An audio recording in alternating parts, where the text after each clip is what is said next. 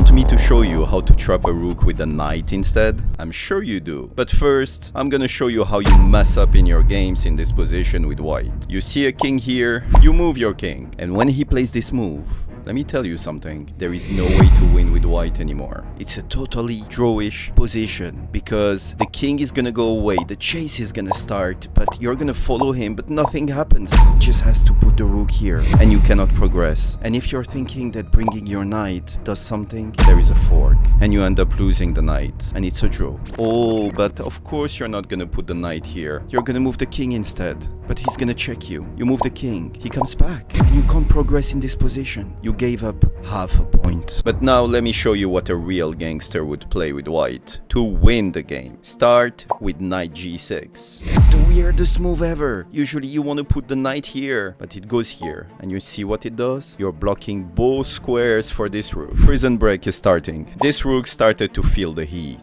So he's gonna play this, trying to find a square for his rook and escape.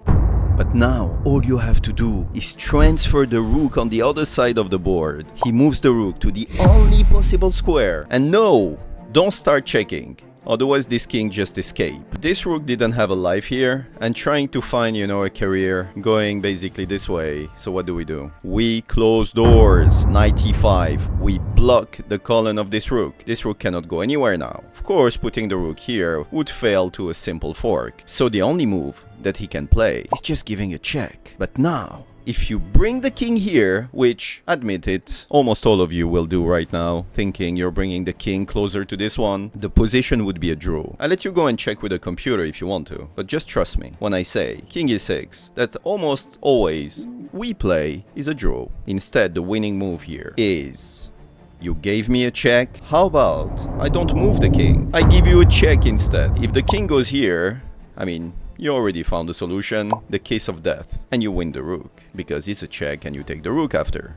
But if your friend is not dumb and he likes fighting, he's gonna go this way. But now we have a pin with the knight. All you have to do, bring the king, and now it's game over. If the rook takes the knight, please do not take the rook. I know this is exactly what you thought. Straight away. Checkmate instead. Stop thinking about material, please. Does he have any other move? Of course he can decide to move the rook. And I let you find the checkmate in one move, please.